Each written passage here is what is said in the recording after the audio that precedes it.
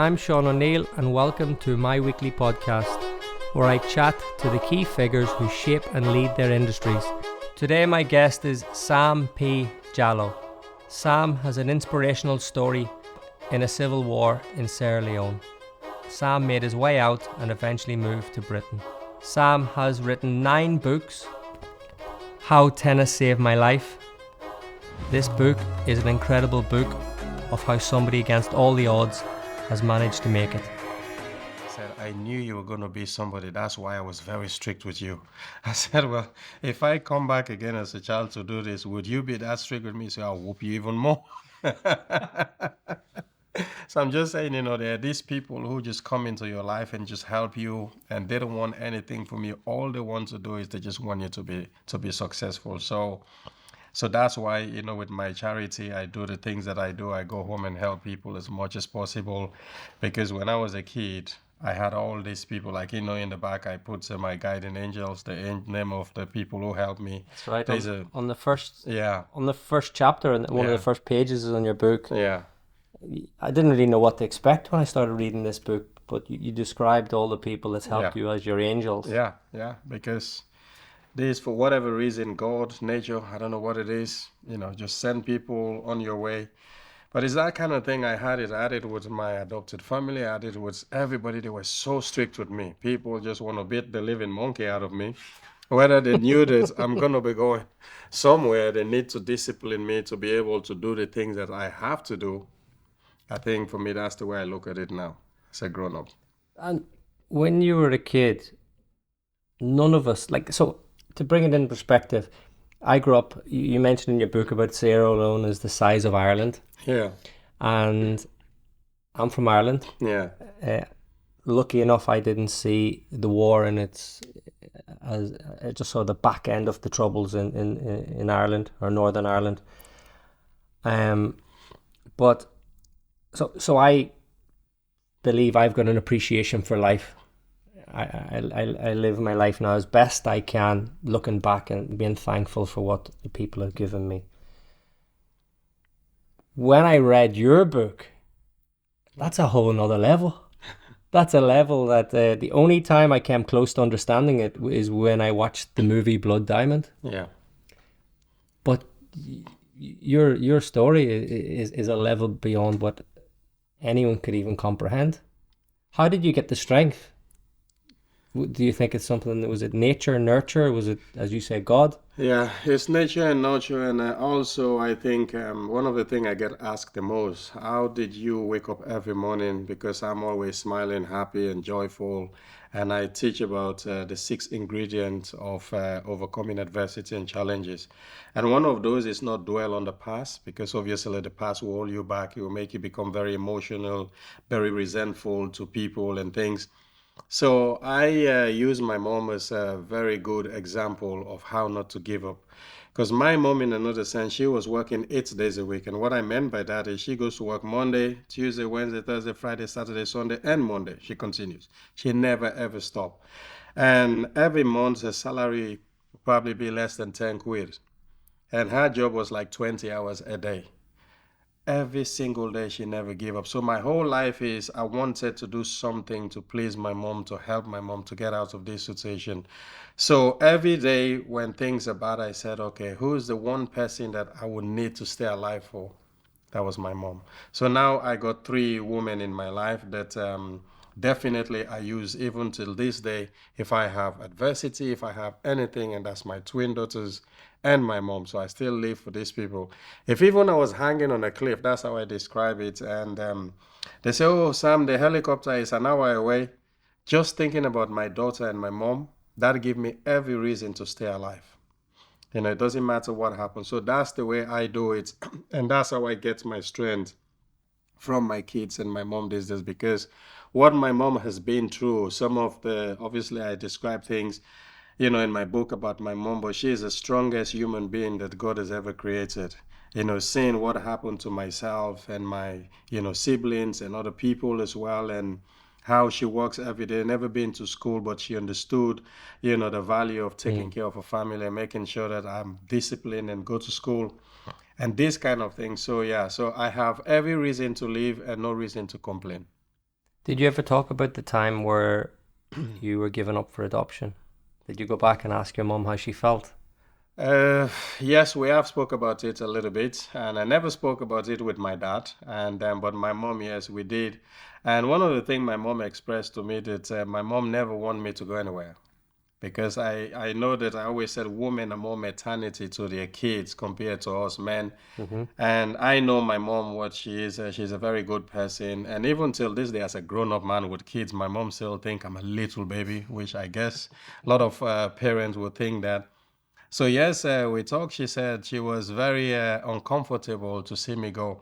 And one of the things that happened, remember, I made an escape and came back home. Mm-hmm. And my mom told me recently when I spoke to her, she said that was the day she cried, but she never let me see that because she wanted to be strong to help me to keep me going, and she knew that it was good for me to be adopted in a way because they couldn't afford to send me to school, they couldn't afford the money to give me the things that they want.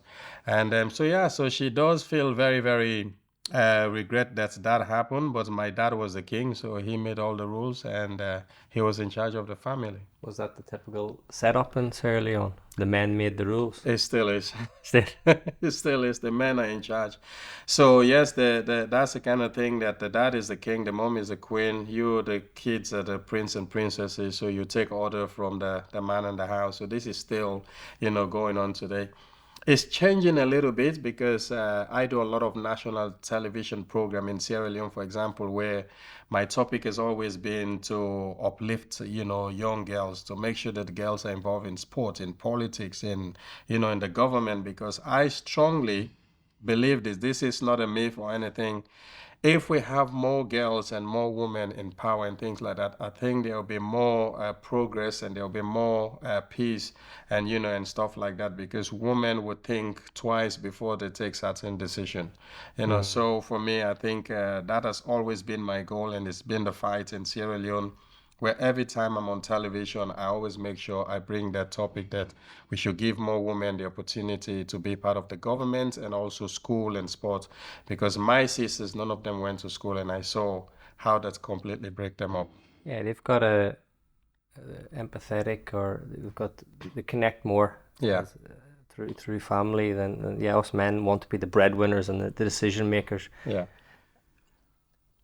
How did you then realize that you had the drive that some of your other friends or other children didn't? Because there was a moment you would imagine there's only one way out, and your way out was that drive, determination, never give up. Yeah, But at the same time, not everyone has the determination yeah. like you have, never Yeah. to give up. When did you realize you were different? I realized I was different when, first of all, when I was on the streets. That's when I knew that when I was taking a lot of beating, obviously, I become homeless. And that's when I knew that I have to definitely be different. And like I said again, my mom is the drive for everything because as a young kid, seeing what my mom was going through, and my mom used to go in the morning. She would wake around 4 o'clock and water her plantation, and then after that she will walk those 5 6 miles into the jungle, and the trees that my mom was cutting, the base of the tree will be twice as big as this. That's huge, Asian trees that man goes and cuts with machine to make woods and stuff, and she was doing that manually. And on a weekend, and I used to go in the jungle with my mom, and I'm looking at this woman and go, I never want to see my mom continue to do this kind of stuff. So I knew I was different. I know I gotta have that drive for my mom. And also because part of it is, I think it's in your DNA and nature, because I cannot explain, because a lot of my friends around me start taking drugs, they get frustrated, alcohol come into their lives, and they just seem to give up in life. Because even when I started with tennis and stuff like that, there were so many kids who were more talented than me. But the one thing that nobody ever will beat me or defeat me in is that my relentlessness of hard work, self-determination, and pushing myself, and also making the right decision, and having those few people in my life who would threaten or scare the living monkey out of me to keep my head together, like, one of my coach Sunday, and the guy who taught me karate, and also, my what I would say, the whooping grandma who adopted me as well, instill certain discipline in me. So yeah, so I think it's in your DNA, in your nature, and to be able to resist some of the temptation to either take drugs and all this kind of thing, and then your work ethic as well. There's a series of, well, there's a pattern in your book where you met people, whether it's family, whether it's adopted family, whether it's the army, and you got beaten, you got whipped, Yeah. you got tortured. But you then talk about how that built resilience, as if you expected it. You woke up in the morning expecting this is going to happen today, but I'm going to get through it. Yeah. Because I think also another thing I'll mention is that in most African country, discipline is still, I mean, I would never do it. I mean, I got kids. I wouldn't put my kids through this kind of thing because any other kid, not just my kid. But I think how a parent, from the parents and elders, because the culture in Africa is that it doesn't matter whether it's your family or people on the street you never met, you have to respect your elders. So that's one. And then because we live in a community-based society that every other person is allowed to discipline other child. Like let's say I'm on the street as a kid in Sierra Leone misbehaving. Somebody who's never seen me before, I go, hey, don't do that. And if I even try to misbehave more, they go, who's your mom and dad? That's when you see kids crying. Please don't. I don't want to tell you my mom and dad because if I do, they're going to kill me by the time you take me home. So everybody look out. But that would be the same in the old days in Ireland as well. Yeah. And we still have that today. So in that kind of way is that, so all the people who've come into my life, I think they saw something in me that they didn't see in the other kids. Because there are times where I did ask everyone, like the guy was saying, why, when I said to him, why are you crying? So you make me feel emotion when I went to see him 2 years ago. He said, I saw something in you that I didn't see in the others, and I knew you're going to be somebody. That's why I had to discipline you. So I think out of those discipline comes resilience. And most of it wasn't that these people were mean. It's just unfortunately it's their own way of bringing kids up. And they think by disciplining you, you become very strong. And just to mention as well, like my adopted family, they were descendants of the slaves. So they come from the slave background where obviously we know what happened, how they used to whip the slaves. And if they don't work, well, they will give them serious beating. So their family generation brought that mentality back to Africa. That's what they know. That's what they know. That's the only way to put somebody under control of fear so that they respect you is to use the whip. And so there's a thing in the Bible that there is a very popular saying among people at home which says, spare not the rod and spoil the child. But I think they took that into extreme level. So that means don't have a whip and let the child go spoil in the house. So they all use the whip. But when I was doing the BBC Radio 4 and I was there with Faye Ripley, the lady who is a cold feet, she's a British actress. And I remember she sat next to me. She's just, oh my God, your grandma needs to go to jail. And I said, no, because, whatever grandma did to me did help a little bit because he instilled some fear and discipline in me. And, so yeah. So I think those people were sent, to come to me to help me in the discipline level. You're like the unconditional optimist. Through every story or every chapter or since I've got speaking to you, you've always said, oh, I've got whipped, but it helped me. Yeah. Oh, this was a loss, but it helped me. Yeah. Was your mum the same? Because sadly, she lost a number of children. Yes, my mom is the same. She's a strong woman, and I've seen my mom cry. I've seen my mom emotion, and I spend a lot of time with my mom. But again, as much as they do, they try not to overshow emotions, because in order for you to be strong, to teach people to be strong, you yourself have to be strong. And my mom, she doesn't never had grudge for anyone. So was my dad, by the way, because one of the things I never hear my dad ever spoke about is negative thing about people. And I know so many people who have done wrong to my dad. And every time I speak to him, I said, oh, Dad, but, John did so. And says, no, don't worry. John was just having a bad day. John is a good man. It's like, no, John is not a good man. But it's that kind of mentality that people try to be kind to other people and forgiving, because in Africa, obviously, people are very, very religious in some ways. And I know, yes, what happened in the war, you might think, oh, that doesn't sound religious place. But there's an explanation for that as well. But yeah, my mom, she's the same. She's very forgiving, and I remember during the war, she adopted so many children as well. And these are kids who were refugees coming from where the war started because everybody was moving to the city. And there was one point where we had, I think, 70% of the whole country in one city because the war has escalated everywhere. So the city was so much in a mess. And that's why I was going to school. We have two shifts. So we go 8 o'clock in the morning, finish at 1. The others come from 1 till 7 o'clock because there was that many Yeah. children in the city. So yeah, so my mom is the same. She is a very forgiving, and also she used every opportunity as a way to get better. I read a stat that 65% of the soldiers were child soldiers. Child soldiers, yeah. And the youngest been 4 years. Now that's, like, we all talk about hard times, but that's something that surely nobody that I know can comprehend. No. And then were these children mixed in with adopted families, or were they just taken and taken away, or Yeah. how do? So what used to happen is the rebel force, which is the RUF, the Revolutionary United Front. And first of all, we go back, the war started in Liberia. And Charles Taylor, who's now in prison here in England. And so he was a warlord. In fact, Charles Taylor was in prison in America, and then mysteriously he escaped prison, came to West Africa and set up his rebel group, and then he started fighting in Liberia.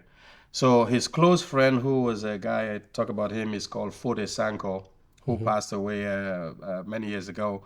So he helped Charles Taylor. And then after Charles Taylor succeed in Liberia, they decided to come over, tell his friends, say, okay, well, we have won in Liberia, so I'm going to support you. You also go take over Sierra Leone, so we become two friends running these two countries. But what they find out that the younger children, they will go to a village, the RUF, and then capture a village, and they look and say, okay, the older people, they are of no better use. So we don't need the old people, we need the young kids, because once you can take the young kids and manipulate them, give them drugs, tell them their future is going to be better, those children will become killing machine because they don't have so much sense about the world, about what's going on and stuff like that. So yeah, so they find out that it works with the young kids, so they start recruiting. And one of the most cruel thing they used to do is they let the children shoot their own parents.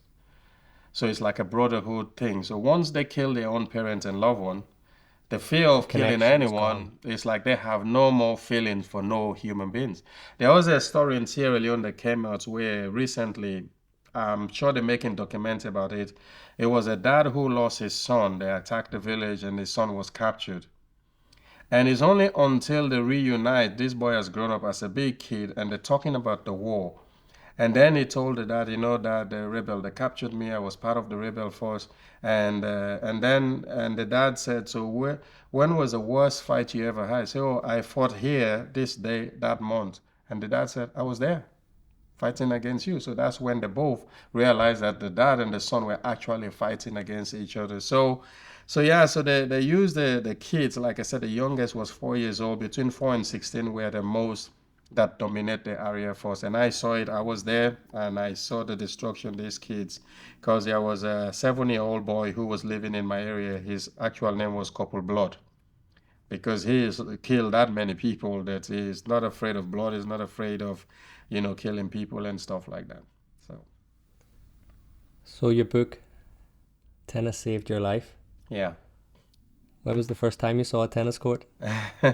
Yeah, I was quite young because my mom used to take me to the jungle with her. And I remember every time we go past, it's a tennis club. The whole name is Titi Club, Talk of the Town.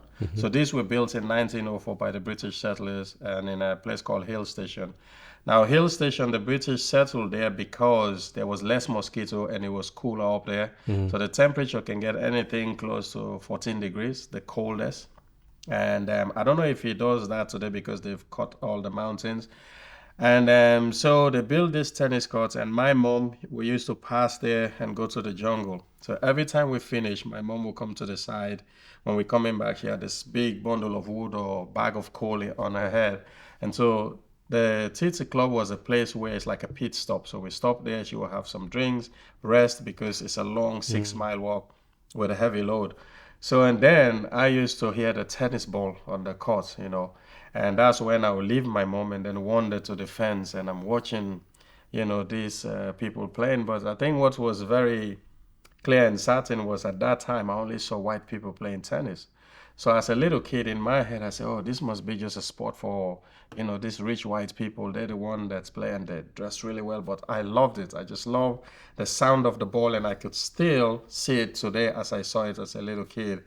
And yeah. So I was between the age of 4 when my mom was taking me to the So job. was it always the same path? It's always the same path So every you day. knew if you go with Yeah. your mum to collect firewood, you're going to see the tennis Yes, court. I'm gonna say the tennis court every single day. Every single day we go up, we come down, especially because we go like the weekend we go in the morning and we don't come back until around 5, 6 o'clock. We leave the jungle because like I said, my mom got really big trees. She wasn't just selling wood, she was producing charcoal. So like the big logs, they would dig a massive pit and then put the logs in there and then they set it on fire. It would take days to burn to produce the charcoal. So and then but every day we'll bring a bunch of wood. And I remember my mom would put like a little stick on my head, so I'll carry like one stick for her and just to teach me Practice. all this, yeah. And then yeah, so we always make a stop on the tennis court and my first thing to do is always run to go look at these people, playing tennis. I loved your optimism when you talked about carrying the firewood because the bundles are 20, 30 kilos on your head. Yeah. And you talked about how it gave you a straight posture, Yeah. strengthened your spine. Yeah. And nobody else is going to think that, are they? If somebody's walking back and forward with Yeah. 30 kilos on their head, the last thing they're thinking about how it's conditioning them. then again, I'm going to pay my trainer whatever amount per hour to make me carry something. You're getting it for free, for free. technically. And what's so funny? Sorry, do you want to ask a question? No, yeah. So what's so funny is that I've lost a stone and a half now as I'm talking about muscle mass because I'm trying to slim down because I'm still hitting tennis ball. But when I was like 10, 12 years old, I was so muscular for my age, and I remember all these white people. Well, you're not doing too bad now, to be honest. I remember, but the reason is because we had I don't know if you've seen the 2 5 gallon container. So we used to walk Carry like water. 3 mile, holding it like this, 2 5 gallon. I don't know how heavy those ones are. So carry that, you walk like 300 yards, put it down, take a break, again 300. And every time you do that, you keep challenging yourself. Okay, can I do this for 400 yards this time? Can I do it for 500? And you can feel your shoulder getting so much pain, but the more the pain, the more you say, okay, I'm not going to drop it. I'm just going to go. And then you do that over and over. Same thing with carrying the wood. And all I see that these things does for me, it's helped me to become physically strong, stronger. Did you know that at the time? Yeah? Did you know that at the time? We know because you can see the kids who work so hard for their mom, like my cousins who live in the village, because they farm manually, and when they come and we used to admire and say, goodness me, look at my cousin's forearm, look at my cousin's muscles, and you love. Look at my cousin's AK-47. Hey, who's going to win that one? Definitely, my cousin will take that one.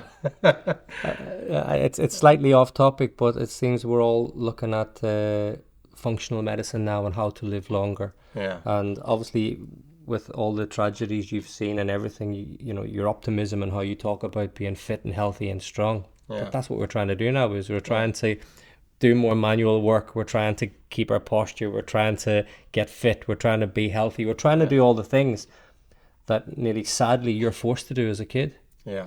The thing that you imagine that you've missed out on was your childhood. Yeah. But even again, when you've correct me if I've got this slightly wrong, but for the first all of your childhood, you slept on a piece of cardboard and a rice sack over you. Yeah. And sardined in between countless amount of people, the cousins that stayed over for the night or family. Yeah, that was good fun, by the way, and a lot of You people. can imagine asking children to do that now. Yeah, and my poor mom, when I do my talking, and funny enough, I had a few people who have actually been to my house in Timbertown. my kids being my two daughters, their mom, and then I have a friend here called Dave Hillier, who you'll meet. I'll introduce him to him. He's coming to the show. I remember Dave came to Tembe Town. That each room was only like 8 foot by 10 foot, so there's not much space, and we slept on the floor. There was never a chair. The only electrical thing I think we have in the house, even though my dad was an electrician, was a radio that he had. I always said the radio looked like 1,000 years old because it was all wood. There's wire and plaster on it because he's patched it so much.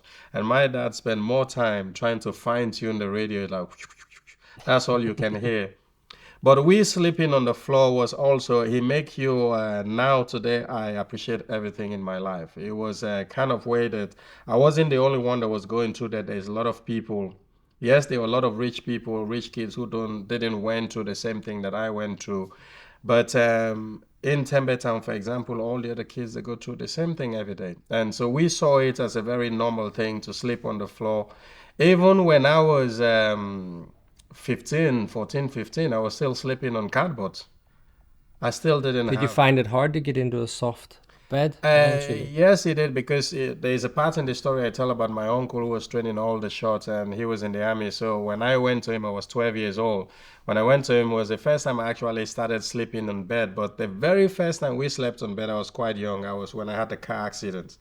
So we went to the I hospital. love this. I said, well, again, that for me is another opportunity because even though I got knocked by a car, and my mom thought I was dead because that's what they told her, that your son has been killed in a car accident. But yeah, me and my mom had 3 beds and light, which we never I slept on. remember. It just it sounds so great in my book. My mom thinks I'm dead. I've Yeah, got 2 broken legs, yeah. but it's great because I've actually now got a room with electricity. Absolutely, and a bed, and the nurse were very nice. The guy who actually hit me with his car, I still remember him used to come all the time, bringing me sweet, bringing me so things that I never had as a kid because nobody buy me sweets and things like that. And till this day, I barely eat chocolates. I'll have maybe 1 or 2 chocolates a year. Only when my kids they bought me for Easter and Christmas and what have you.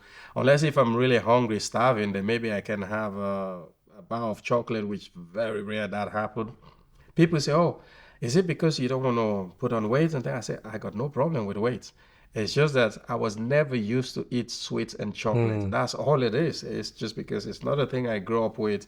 We didn't have the luxury to have chocolates. People take everything for granted. But for me, I think having nothing and with all this adversity helped me to become a better athlete, better human being, better dad. And I appreciate every single thing that people do for me in this thing. In fact, when I moved to England, I was just laughing at people, as everybody is. When I see people problem, I go like, these people are really funny over here. They're complaining about Wi-Fi, complaining about this, complaining about the car is slow. It's like, wow, get a grip. But I suppose it's hard because if you've never experienced that, if you were to choose for your 2 daughters Yeah, to be born here and have the life that you see is extremely privileged, yeah. or learn the lessons and grow up, it'd be really hard for you to make that decision to say, oh yeah, I'd prefer that they grew up Yeah, in Sierra Leone. I wouldn't want to put my kids through that. So you're able to sit here with optimism and know that that's helped you, but at the same time, it's broken a lot of other people. Yes. I think it's broken more people than make people, and because it's like in sport. But this is an extreme case as well, isn't it? Yeah, yeah, exactly. Like in sports, you see, they always show you the statistic in tennis, for example. What people don't realize that it's only 1% people that make it to the top 100. Now, what happened to the 99% people? Nobody talks about that. Yeah. These people have hard time, financial problem, injury, doubt, all this other stuff.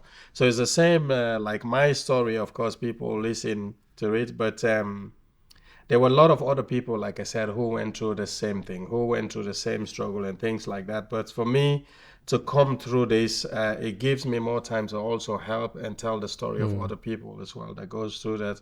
But like I said, if I have the choice to choose between my kids born here and Sierra Leone, trust me, I wouldn't even think about it. I love my kids to be born here, and I'm happy that they were born here. And the only good thing that I have done with them is since they were little, I take them all the time to Africa. So they You learn get to to see. appreciate, they learn to see. They've seen Tembet and what it's like. And I've seen my kids' reaction when they went. And and my friend David was talking about he came to Hmm. Sierra Leone and he went to Tembet and sat in my room where I used to sleep on the floor.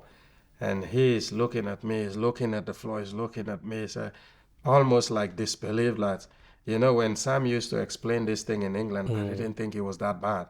But until you go and see it and realize that, yes, and what we complain about in England is just too petty. Once one oh, another story, not just one story, but when you saw the kids playing football. Yeah, that's a whooping I'll never forget. So, and well, there's two parts. Is it the one where I was sent to get the kerosene, or the one where they were playing football with somebody's head? Yeah. Yeah, that was scary. And what happened was, which that time when we had we have military coup after military coup. I mean, this becomes so much a pattern that any elected government we have, and then there is another military coup, and within the military coup, there is another military coup. So it got to the point where one of them, that was in 1997, we have another military coup by a guy called Johnny Paul, and whose son was in the same school as mine. And and then the whole international world, the UN, Great Britain, and America go, we need to find a way to stop this military thing in Sierra Leone. So they didn't want the national army. They want to bring back the democratic elected government. So within that process, the only way to do that, they have to bring the foreign troops to come and fight the soldiers and the rebels out. So these soldiers, they get to the point, and the rebels, because the rebels, they're not scared to kill. They're not scared. I mean, when you go to the checkpoint, you see there's somebody's head on a stick. There's somebody's arm there with flies, and this kind of images stays with you forever. And I remember when we were moving whilst the attack was happening, so we keep moving towards east, towards the Atlantic Ocean. And that's evening, I'm in there with my coach. We've escaped from Hill Station, and I'm hearing Oh, this noise. Sunday. Yeah, Sunday, and we're hearing all this noise, and then all of a sudden I came out as a crowd, and these people they are screaming, the rebels with their guns and and then I went there to the group, and that's when I saw they're actually playing football with a human head. So unfortunately, it's one of the Nigerian soldiers who they captured, and then they cut his head off, and they come in just to these people. I don't know what sort of drugs they were giving them. I don't know what sort of mindset. Like I said, a lot of them have already killed their own parents. So if you Oh. were 8, 10 years old when you joined the rebel force, within those years you've been 14, 15, 16. So your whole life, all you Mm. know is just to kill. And some of them actually, after the war, they asked them and said, if they don't kill, they don't feel good. There are times where they just sit down. All they want to say is they just want to see it. They don't just want to kill somebody. So that's why in one of the description I made was when my mom asked me to go get the palm oil, from town and come in, and then they just put us in two groups. Now you guys go there, and then as we go, and all you hear, brrr, that those people have been shot.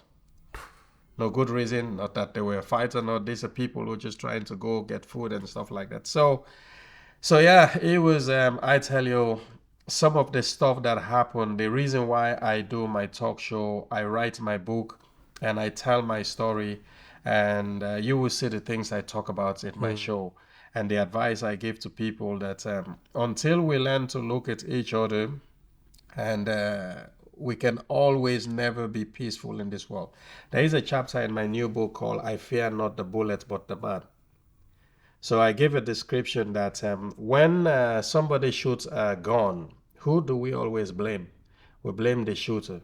We blame why would this guy is this, but I never blame the man who shoot the gun. I blame the man who make the gun, and I blame the man who make the bullets. I blame the government who allow people to make the gun. And then people who have debates with always say, well, Sam, that is people choices. So my answer to that is, if you have 4 children and you were going on holiday with your wife, and in your house you said to your kids, well, I'm going to leave a drum of petrol, and I'm going to leave a box of matches, and I'm going to leave a machete, and there's 2 guns over there, and I'm only going to leave 5 quid, and there's no food, but I'm going to leave you all to survive. What do you think will happen possibly by the time you come back from your holiday? They kill each other. So don't give people bad choices. If we don't give people bad choices, all these things will not happen. And I also wrote there and said, if it wasn't for the bullets, Muhammad Gandhi would have lived enough to do more things for people. Malcolm X would have lived enough to help people. Martin Luther King would have lived enough to see changes. John F. Kennedy would have lived enough to see. So I never fear the bullet. The bullet is not my problem. The problem is the people who think that bullet is a thing for us to protect each other. Through your process, you've found endless amount of amazing people that have helped you on your journey. Your coach Sunday reminds me of my snooker coach Patsy. So when did you meet Coach Sunday? That was when I moved with my mom. I was 9, and what happened was, I don't know, have you seen a photograph of the house? You're gonna say it's on Tuesday. So the back of your book, and is I'll see it on Tuesday. You will see it on Tuesday. So my mom moved from Tembeta, even moved to a tiny thing, and the house looked like they stand on top of a rock, looked like it's about to fall over. So my mom was there, and my sisters have moved in with my mom. So my mom with her partner, and then my sisters, and then me, and then one of my cousins who was in the army. So we could barely sleep. Basically, it was worse than Tembe Town. So Sunday lives in another, just across the tennis court. There was an unfinished building, which was owned by an old Lebanese man called Pa Adel. I remember him, late guy now. And so Sunday was more like the caretaker, so who lives there? So he lives in a massive room, and then there's little corners, and then there was a big sitting room. There's nothing in the house, by the way. There's no furniture, there's nothing. So we all just had cardboards again. We slept in all the corner. And so it was more than 30 of us that live in that building. It was unfinished building. So my mom decided, okay, the only way we can survive here is to call Sunday and ask him, can my son stay with you and the other boys there because we're short? And Sunday go, yeah, like that. But same thing, when I moved with him, he understood how serious I was, because I was the only kid who would actually in the evening sit down reading my book. I would be reading book. These are things I learned from my grandma adopted, family. And then also weed become the most common thing, and then there's a thing called brown, which is like heroin, and then there was one which they mix they took the gunpowder out and mix it with all kinds of stuff, and then these kids were sniffing it and stuff like that. So that was very popular. So he used to always, every time I come home, he said, look at me, look at my eyes. What have you been smoking? Like, Coach, I don't smoke. He said, if I ever see you smoke, what I would do to you wouldn't forget. So Sunday, from a very young age, discovered that I am very, very serious. Plus, also, if I'm not in school or anything, I'm on the wall training. All the other kids will be busy playing Cluedo, they were playing bingo, they were playing all this kind of thing because the whole country was in a mess. So I was always reading, doing tennis or doing martial arts, and then I was very good in roller skating. I was doing that, so I do all kinds of stuff. So he knew that with so much discipline, that I could turn out to be somebody. But did you know that is it discipline, or is it what you naturally instinctively went to do? Because it's natural to want to play with your friends, and also that's your oxytocin, that's your enjoyment, because the kids, everyone had such a difficult life that playing Ludo or any of these games it should be part of it. But you naturally went to the sports. Was that your release, or did you see that as your way out to save your life? It's a way out. Obviously, if you know the story, why I even start tennis in the first place, I think I'll speak on that.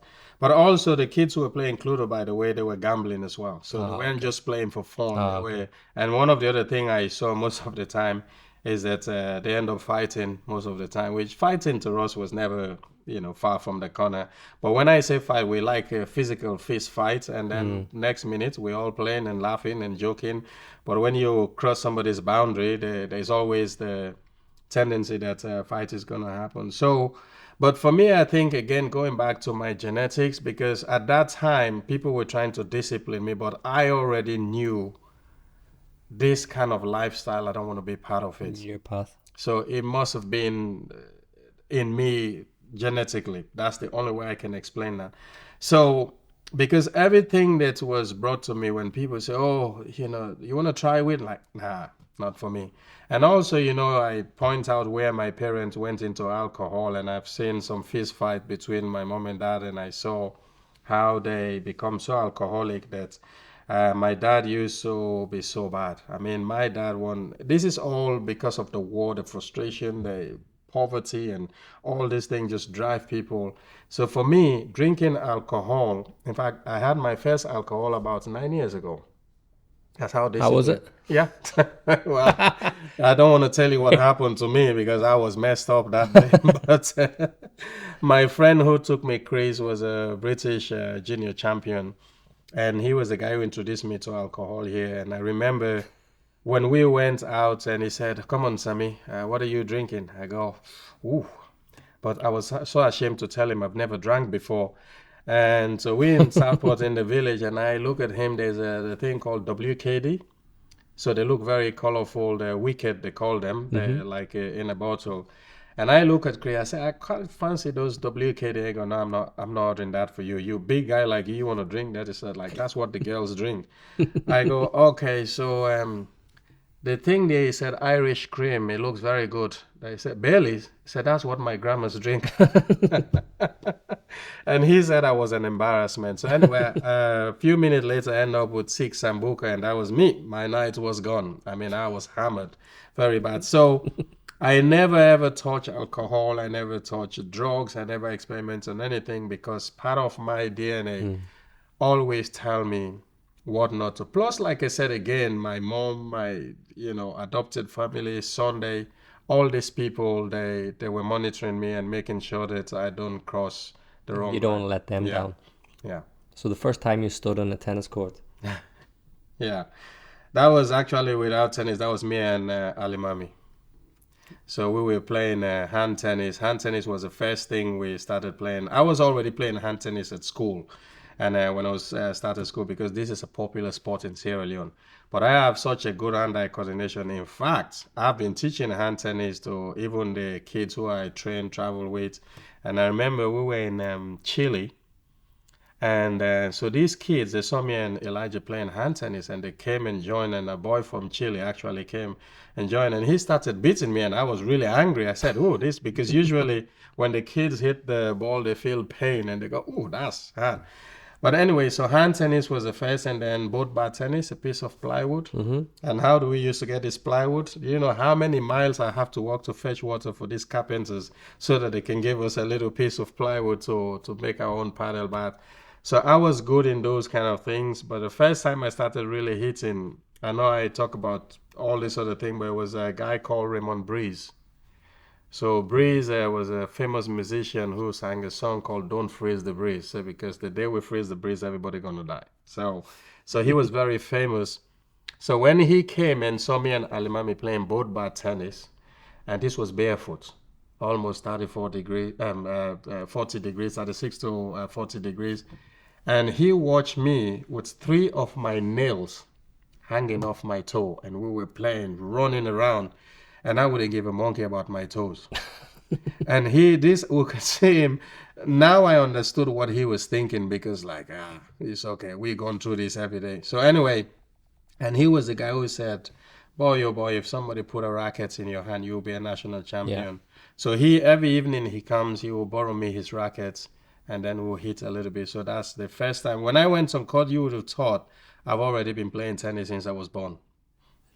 Correct me if I've got this right, but your first competition, you were still playing barefoot. Yeah. And then and one of the spectators said, this guy can't play barefoot. Yeah. So they offered you shoes halfway through the match. Yeah, I wish he never did, but anyway, that's another funny thing. He was one of the sponsors, so there was Sierra Root Island Evian Water that sponsored the nationals in Sierra Leone. So were you the only person playing barefoot still? I was the only one at that time. Because I was So playing... you had no shoes? No. I was playing against middle-class kids who, of course, and some of them have played already for Sierra Leone, so they've been abroad and played. So the number one city, his dad was working for the government, so he always dressed like, he was good. And Gabriel, who was my nemesis, who I hate playing this kid, who was beating me, he come from a middle class at that time. He's all his family here in England and America. So I was the only one playing barefoot, and this poor guy saw me just running, and when you see me play tennis, is that I never stop running, never let go. My whole mentality is like every point feels like my life depend on it. So this is, I think, is a thing that when people used to watch me, even when I moved to England, I remember people used to look at me like Ken Skopsky, who was a semi-finalist at Wimbledon. They're from Liverpool here, and these guys looked at me just like, man, what are you on? Because I never stop running. This I never like complain or anything. So this guy, when he came to watch the quarterfinal and he saw me playing, so he left. And then the coach, Arol Cisse, late Arol Cisse, it was one of the national coach, said to me, he said, the guy I was talking to, I said, he's going to bring you a gift tomorrow. Fair enough. This guy turned up with my first ever pairs of tennis shoes. They were Wilson shoes, by the way. So, and then the weirdest thing was I've never played tennis with shoes in my entire life. And remember, if I win the semifinals, get to the finals, that's my dream come true. $250, a national tracksuit, a trip abroad, all these things, and I'm thinking to my head. But at the same time, being a kid, I didn't want to say to him, oh, by the way, I don't think I'll be able to play in these shoes because I'll look really silly in front of him. So and then I went on court, and by the time you know it, I was like, wow, yeah, them shoes. They don't work. It doesn't work at all because I've never ever played. I know it's hard for people to understand because when I was having this conversation, I was actually doing a podcast for somebody. So, there was a girl from South Africa who used to do the 800 meters barefoot. I said Nike must have fed up of asking her to. She does wear shoes, but she wears it off the off the track, but she run the whole track 800 meters barefoot. But I was like that. I was more comfortable playing barefoot than playing with the shoes. So the whole shoes become mentally tough for me because in the first set, I didn't want the guy to feel, like I'm ungrateful about the shoes. But at the same time, in my head, I was going like, these shoes are absolutely killing my feet. My feet were slipping, slightly bigger size. It was all over the place and I couldn't run. I couldn't change direction. It's a different feeling because I used to feel I like to feel the floor. And then, eventually in the second set, I went back to the Harold Cisse, the umpire, said, please, I need to take them shoes off. And he said, yeah. I mean, he was shocked the way he was looking at me. So took them off. But unfortunately, you know the result. Yeah, and I know the result of that one. I think I memorized the results of all your matches. Yeah. But you never give up on your tennis career. No. And that tennis court became your home. And you spent a lot of time there and grew developed some great friendships. Yeah. One bit that, and I don't want to bring it back always to death and terrible times, but just you can't comprehend that the day you were sitting on the tennis court with your friend. Yeah, Ali Mami. Mami, and he was your doubles partner as well. Yes, Ali Mami was like, I call him my guiding angel. And, I describe him as a meteorite. They come really quick, bright, and then they go. So every time I talk about things, in this life, is that I don't know if you've seen the video of somebody made with the train going on, picking people, dropping people, picking people, dropping. It said, this is like life, how your life, you go, people come into your life, they die, you continue going, and then one day you will reach your journey, and then you die, other new people coming in. So Ali Mami kind of remind me of that because he, for whatever the reason is, the first day I moved into my mom, the first person I become friends with was him. He was tall, he looks like me. In fact, people actually used to think we're twin brothers because he was slightly taller than me. We both have similar face, similar look, very muscular. And we play tennis together. We do everything together. We went to school together. And if anybody dare to want to hit me or do something, you have to get past him first.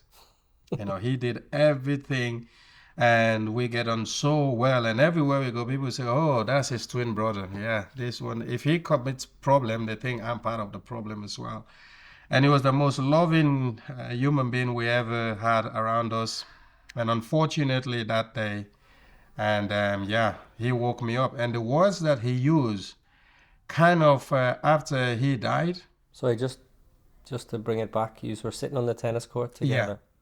yeah. So that day, the attack was happening, and then we sat down there like naive children who think we're so invisible. Watching a Yeah, attack going we're on. just watching it going on. And there is a part I will talk about, even I talk about this in my show a lot. And the thing which I think till this day when I talk about this story make me emotional, it was my mom. To see that my mom is looking at us like, I don't know, because I was 16 years old now, so my mom physically just couldn't hold me and smack me like she used to do. But I look at her face and the things that my mom go through, and now I realize that we sat down here when my mom used to say, "Come here," and I go, "Mom, stop. I'm growing up now."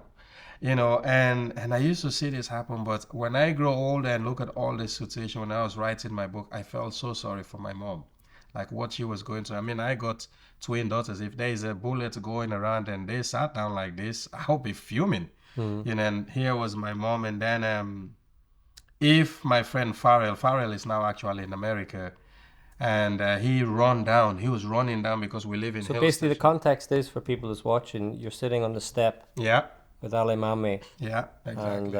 a bullet came. Yeah.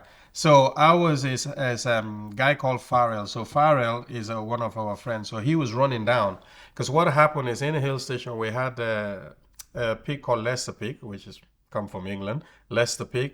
So Leicester Pig have an FM station. So this station was owned by the military leaders. So that's where they spread all the news. So one of the way that the Nigerian soldier won was to destroy the radio station, and then also the military barracks, which was only a mile away from Hill Station. But because we're up the hill, so you can see everything. So every time the jet will go and they drop the bomb will either miss the station, and then there's this explosion. They will miss the barracks. They're killing people. So Farrell was coming down, running, and he go, "Sam, come and see this bomb explosion here. The jet just dropped a heavy bomb." And so I left Alimami, and it took probably not more than 10-15 seconds when I hear the gunshot behind me. And when you hear it, it was different because this time I could tell the bullet was hitting somebody. And obviously when I turned around, all I saw Almami was doing was holding onto the stool, and it looks like he watching a movie in slow motion. And I remember running up to him and screaming for help. And that was when my mom actually came down, and I saw the look on my mom's face, what my mom was actually thinking. One of the reasons why I wrote "I Fear Not the Bullets" is for things like this. When people say, "Oh, in England we got the best army, we got this, we got that," I say, "Yeah, but the army is trained to kill when things happen." And when you see the way bullets go into a human being, your perspective about bullets will completely change. And if somebody shoots an AK-47 out here, this roof will vibrate. Imagine when 10, 15, 20, 30, 40, 100 of them going on at the same time. It's terrifying. And why we as children in those days, I think because we've lived through the war so much, that we knew we can't be afraid of this, because being afraid is a weakness. You're gonna die if you're gonna die anyway. And Alimami was gone, and I look at him when I had him go, and you saw the blood coming off of him. It's hard to describe, and it's hard to see this image. This is one thing that never escaped my mind. The guy who they were playing the football with his head, and the other guy who they put on the tire, and those kids who they shoot deliberately during the revolution, and Ali Mami one. These are ones that I never tend to forget. Even one of these experiences is enough to break somebody.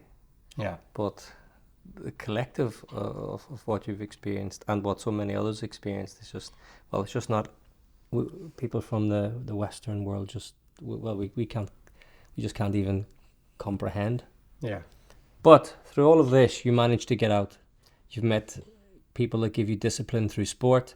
Yeah. You've had your coach, and then eventually you got your break. Were you able to get on a flight? Yeah, that's Sam Gabriel. Mm-hmm. So I use the Alimami as my guidance in this one, because I think one of the things that I used to get nervous about when I get to the semi-final, because the way the order work for you to get to the national team is you have to get to the final of each category, Mm-hmm. the under 12, and obviously by 1998 I was over 16 years, so I only got little more chance left to actually play national junior tennis. And so when I was told that we're going to be going abroad, and but they're going to organize this tournament, so my whole thing was, you know what? I think I'm not even worried about going abroad anymore right now. I'm not worried about the national track suits. I'm not worried. There's one person who would love to see me play for Sierra Leone, will be Ali Mami. And so that was my own motivation. And my sister Kumba as well, who was like Mm-hmm. my second mom. And obviously, tragically, something happened. She was murdered. But and Ali Mami kind of, I used that moment. And before I even talk about what happened in the national, going in the national team, is when people ask me when was a turning point in your life, the turning point was that day Ali Mami was shot. That was on Valentine's Day, and remember 4 days after I turned 16, Mm-hmm. and he was the only person who wished me happy birthday. So he was there with me and stuff like that. So when he was shot, I watched him took his last breath, and then I watched my mom standing there. My mom was really looking at me. She said nothing. And the first instant, my mom thought I'd been shot. That's why she was running down there anyway, because the little house my mom lives is just Mm-hmm. over there. And and and I look at her face and I say, you know what? I'm not invisible. I need to really change, my life, do something so that I can able to make Alimami proud and make my mom proud. So when I went for that match to play against Gabriel, all I was thinking was how to beat Gabriel, just to prove to Alimami that it was even him dying, just being part of my life, it was it. So I mean, I played him really brutal. I could remember every point in that match like it just happened yesterday. And finally in 3 sets, and when he was 5-all, I break him. And because for the first time, in fact, I saw Gabriel was really nervous. So this is a semi-final This was a to get to the semi-final. final. We did a round robin. So, and once I break him, until this day, myself, if you ever see me on a tennis court, which you can watch some video of me, Mm-hmm. it's like even Francis, who was playing Wimbledon, I remember we in this a few months ago, and I said I'm going to ace him. And I don't know if you know Francis, he's been a top 10 player. He was in third round Mm-hmm. at Wimbledon, played against Alcaraz. And I fired 130 miles an hour. He didn't serve, he didn't even move. So, and so, so my serve was really big. And every point in that last set was for Alimami. And that for me, it got me through. And the emotion, crying again, walking that 4 miles home, I can see it today like, this was like yesterday again, with a different emotion, because I was crying, I was in tears. The first time that happened in 1995, I had the shoes lace over my neck. I was more crying and cursing about the shoes than losing the match and things like that. But this time I knew I've done everything. And every time I lost a match, when I go back to Hill Station, Alimami was always there. Oh, don't worry, brother. You're going to get better. In fact, now you start taking the sets, you start losing 6-4. That's a good set. But as a kid, it's like, no, I lost at the end of the Mm. day. So it was different. And then finally I got to the national team. So you have a foundation. Yeah. I don't want to skip the rest of your story and how you got to where you are now, but Yeah. but we could sit here for hours, and I'd love to sit here for every minute. But Yeah. you right up to now, where you are now, you're a tennis coach in Liverpool, Yeah. and you've got a foundation. Yeah. So tell us about the foundation. So this foundation come about, and funny enough, I was talking to this person who started it many years ago. So this is Phil Thompson, who was a former skipper for Liverpool in England, and as we all know, Phil is a very well-known somebody in Liverpool here. So Phil has a son called Max, and me and Max and Max's younger brother Josh was a tennis player. So they did ask me to help him out. He was a national top 10 in the whole of the country. So I was training with Josh, and then me and Max and the older brother also hit and played tennis. So I become very close to the family. So we were in David Lloyd Kirby. This was about 17 years ago. And I remember me and Max, we sat down, and one of the things I was really shocked at is that here people they play with the tennis ball. Sometimes they left it on the tennis court, or they just take the one they don't want, they throw it in the bin. So I was going in the bin and collecting all this ball, and I'm thinking these people must be really out of their mind. I mean, they're throwing the ball away, and you know my story where I come from. A tennis ball is like a pot of gold, So I said to Max, I'm gonna start collecting these balls and stuff like that. So every time I go back to Africa, I can able to give this to my friends. I can help the children. So that's how it all started. This was in 2008 and 2007, because that was the last year I played my final international tournament. So and then in 2008 we launched the Max and Sam Tennis Foundation. So that means it's going to, so we collect tennis equipment, we collect shoes, clothing, and things. And then I will go to Sierra Leone and organize tournaments, kids camp, coaching workshop, and things like that. So ever since we've been doing that. And today we have renamed we name it the Anglo-African Sports Education Trust. But now I've just basically called it Motivate Africa. So it's about motivating children to get out of, drugs, knife crime, and things. So 2 years ago, I went and did 10 countries, spoke to over 250,000 children, including coaches and different community. I did 10,000 miles on the road. BBC actually followed me. They did a lot of BBC, was on the news all the time. And so helping children, because I learned the thing that happened with us is when I was a kid, why we have so many child soldiers, there was nothing for children. And I was always one of those kids when I was growing up. I wanted, I was always praying. When I'm walking on the street, my prayer was, oh, I just wish God could throw me a racket. I just wish a tennis ball could I'm looking everywhere. So I said, what would be good is to make those thoughts in my head become true for young children, especially in Sierra Leone. So I went back and started in Sierra Leone, been to Ghana where I went to college for a bit with Coach Noah, and I'm helping there. And then Gambia, Kenya, Zimbabwe, and we're helping in Liberia. I went to Liberia, Nigeria, and so many other countries in Africa, we're helping to help children. Where are you based in Liverpool? Well, I've actually never lived in Liverpool, funny enough. I live in Southport, and I wish the reason why I always tell people I live in Liverpool, because when I travel around the world, I've been to 97 countries now. So every time I say, so where do you live in England? I say Southport. They go, where is that? I just say Liverpool. so people go, oh, Liverpool, football, the Beatles. I go, yes, yeah, Liverpool. So even here, when people ask me in England, I don't know why I just keep saying, yes, I live in Liverpool, because it's easier for people to. And to be honest, Southport is just around the corner. And you're at the Liverpool Tennis Club? Huh? What tennis club are you at? I'm at the minute, I'm in Rainford Tennis Club in St. Helens. So it's a very nice little community club. I remember I was taken to that place in 2006. And the guy who took me there was a guy called Ben Obong, who is a really good coach and friend of mine. And when he took me there, and I remember we drive into this village, and I go, mate, what is this place? It's like nobody live here. Nobody exists. This is like, I've seen jungle, but wow. But ever since I went there and I started coaching and stuff like that, and I've never looked back, and it's been the best tennis club. So, so Rainford Tennis Club is my club. Yes, so tell us what you're up to now. So at the minute, yes, I'm a globetrotter, and I've written 9 books. And one of the reasons why also I write a lot of books is the thing that people ask me a lot, do you have PTSD, this kind of post-traumatic stress disorder?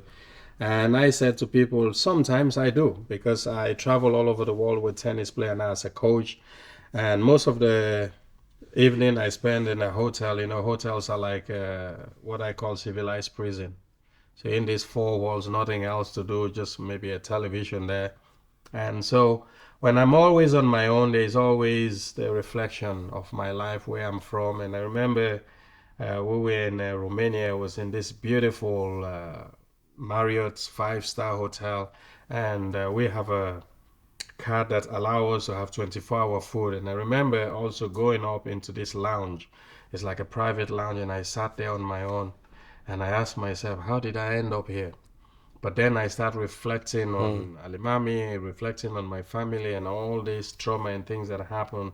So sometime I find out I started thinking a lot. The more I travel the world, the more I say things, the more I start thinking. So, and one of the things I started doing, so well, you know what? When I write, my head is just on the writing. Yeah. So I started doing a lot of writing, and I also carry a sketchbook. So most times I'll actually do sketching.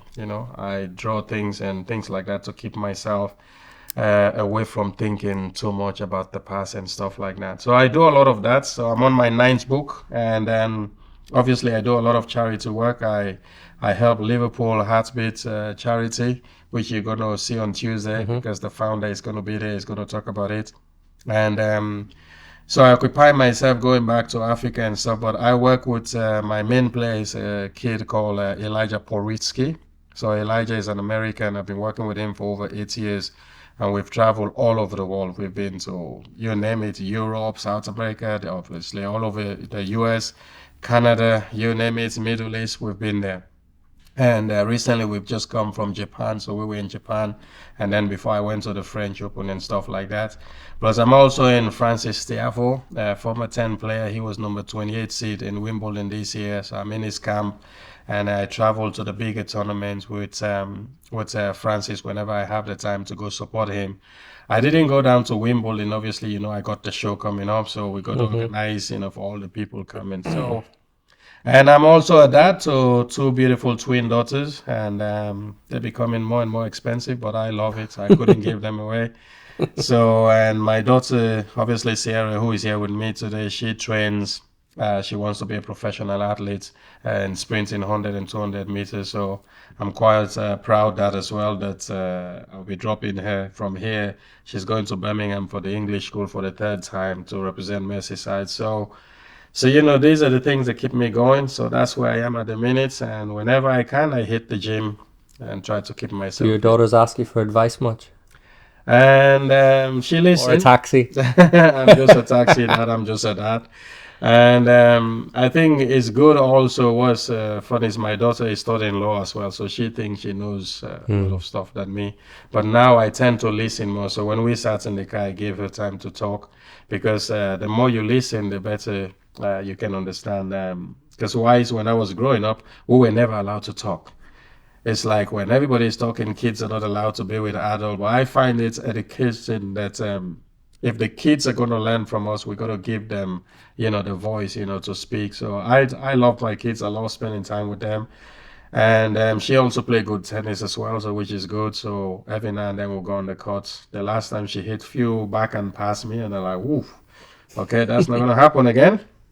And but it's all good. I like being the taxi, and I like supporting my kids and watching them grow to become young adults. So many people have supported you over the years, so it's your time, isn't it? Yeah, To support them. Yeah, definitely. And like I said, the best thing that ever happened to me in my life is to watch my kids being born, because which I mentioned in my book, in Sierra Leone, men are not allowed to go into labor room. That's forbidden. So, and giving birth only left with a woman, so it's a woman thing. And I remember getting into the hospital in Homskeg, and I sat at the reception waiting, and this guy run down and said, "Mr. Jalloh, your wife is waiting for you." And I go, "Oh, is she had the kids yet? Has she given birth yet?" And they go, "No, she's waiting for you." I go, like, what? I'm going in the labor room. So I went in the labor room. I was so confused because there was too many doctors there, and she is screaming, and I'm trying to console her. So, but it was beautiful to see that I was there to watch my kids being born. So I've always ever, if you ask my children, I don't whip my kids. I don't, smack them or whatever. And but I always tell them that their mom is the best thing they ever have as well, because to see what women go through to give birth. And that day I saw that, I go, I have different level of respect for women, because if I have to give birth, there will be no other human being left. I can tell you that. Well, look, you have respect for everyone in Yeah. effect, isn't it? Yeah. And especially you have respect for yourself. Yes, absolutely. Hence why you've also got some awards. Yes, What's in the boxes? Yeah, so this was actually quite a big surprise, I tell you, because the BBC Inspiration Award is a very, very big award, and what I didn't realize is people were watching the things. I wasn't doing things, to get an award. I don't do anything for an award. I do things because, like I said, given my background, without the other people like Coach Sunday, Coach Noah, the guy who gave me my first shoes, the man who gave me my first sponsor bill in London, all these people came into my life to help and rescue me. And they didn't ask for anything. They didn't do it because they want to tell the whole world, oh, we've helped Sam. In fact, it's only me now talking about these people, but they never, even bother. So I do a lot of community projects here in Liverpool, where I was going park to park clubs and just offer, coaching training. And I remember one of the things I was doing was at the Chivas Park. So we do the Liverpool International promo. But I used to be there with a lot of children. Every day I would come in the morning and I do grass court tennis with them. They put a tennis court up there. I remember there was a lady who used to come and just observe and watch and things. So, and the first award I ever have, I didn't realize this lady used to come and she asked me a question and said, so you're doing this here, how much are you charging? I said, no, I don't charge for this. I just come for the day and make sure that the kids, they have, fun. And then they put my name down for, the first one was Harry Davis Memorial. So that one, Harry Davis, I think, was a golfer who they put an award in his name for people who do community service within the Merseyside area. So and then I won that award, and it was the same with the BBC. My story came out, and then they had it first on BBC World Service, which they said 60 million people worldwide listen to that. And then after that, the BBC television and all these people, they started researching about my things and all this kind of thing. And yeah, so I started having a lot of interviews. They were more amazed with my story, but more so over the fact that I'm so putting so much time and effort to go back to Africa and help these children. I think that's what, they were. So yeah, so and then in 2020, they called me and said, look, Sam, we're going to put you for the big BBC Inspiration Award. And it's a prestigious award, so you got your name there. They give you the globe because it's a global award. So they gave this. And yeah, so being one of the winner was something I will always remember. And my kids were there. BBC did a TV documentary for me, and my kids were part of it. And when I received the award, and my coach Noah, the BBC managed to find him, and they still haven't told me how they even got him.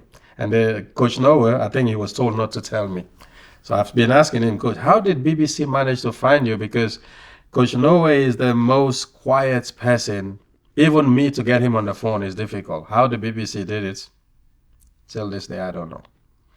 Well, for anyone that is struggling to read or hasn't found out anything that has captivated them in a long time, this book is unbelievable. Yeah. I only started reading this 6 days ago, and every night I come home from work and I couldn't leave it down. It was absolutely amazing.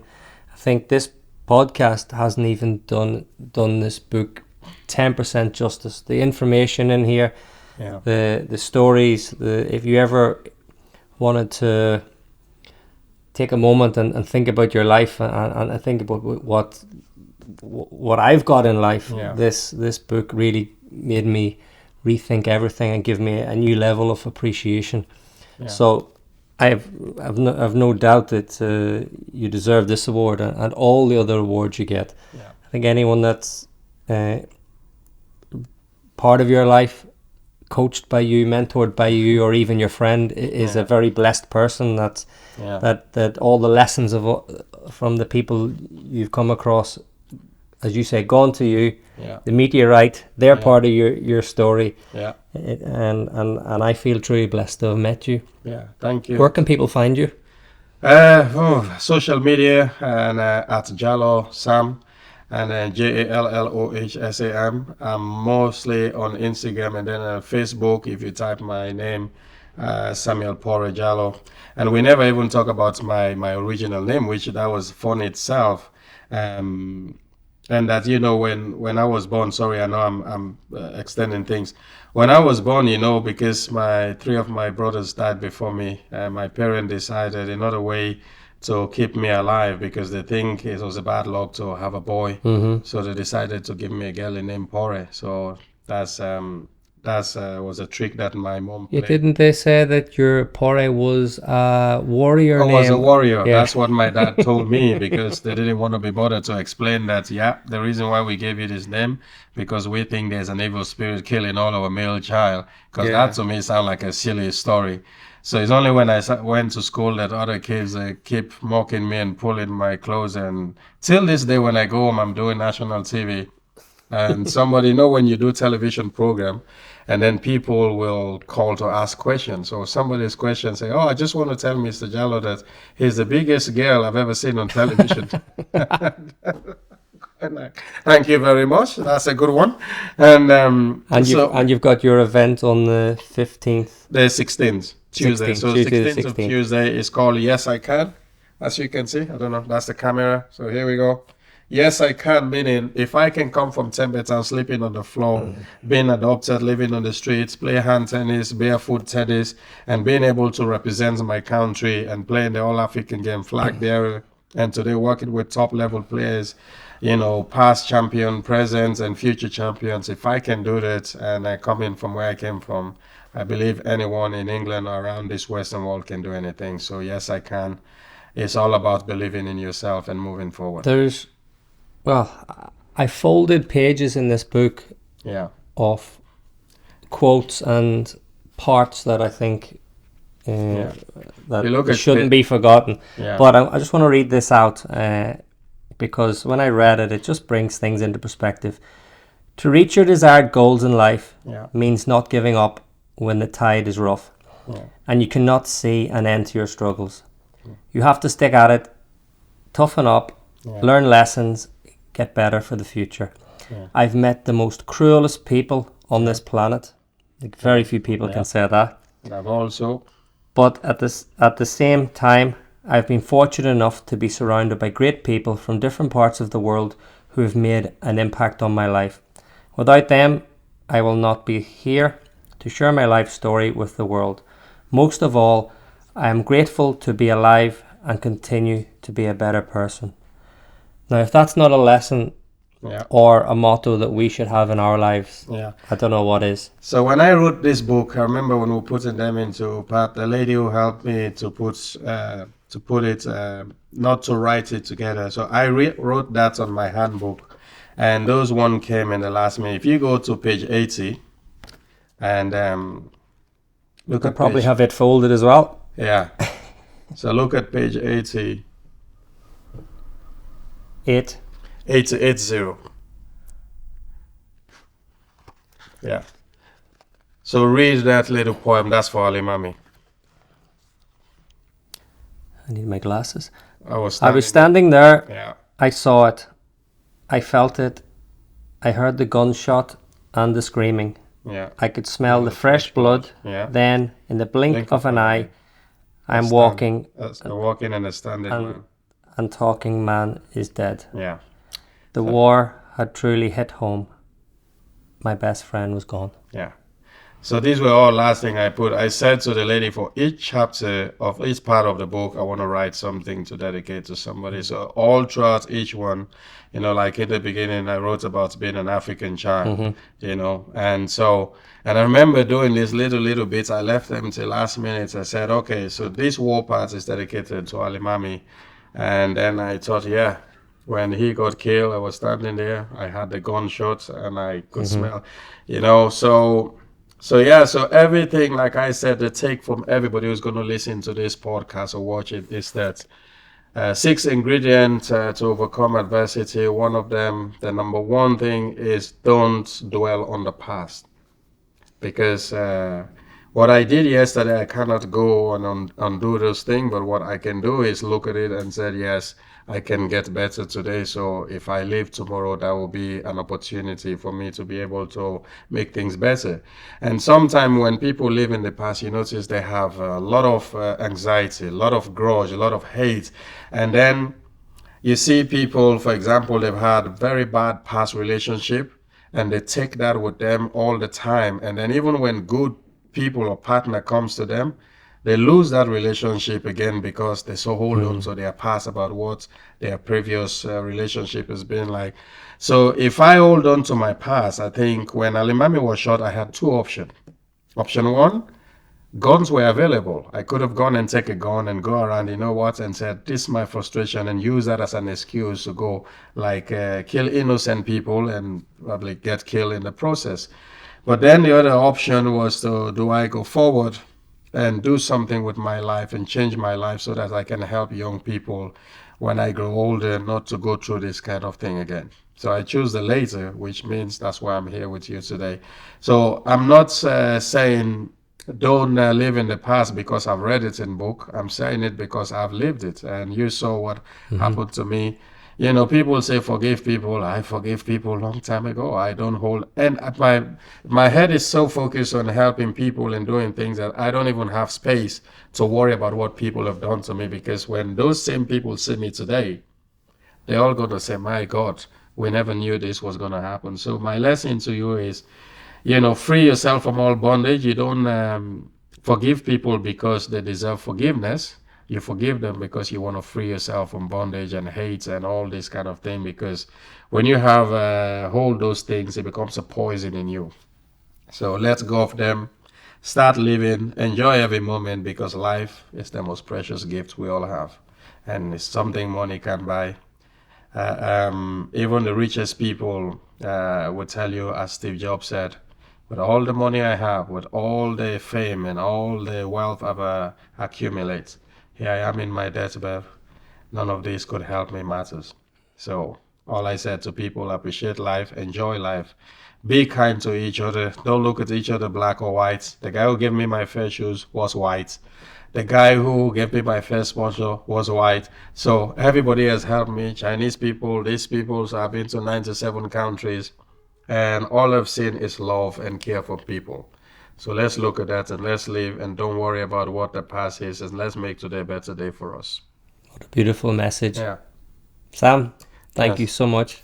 Thank you for having me. And come Tuesday, Yes. bring your family and friends. Let's go have fun and Exactly. storytelling nights. Yeah. Thank you. Thank you so much for watching.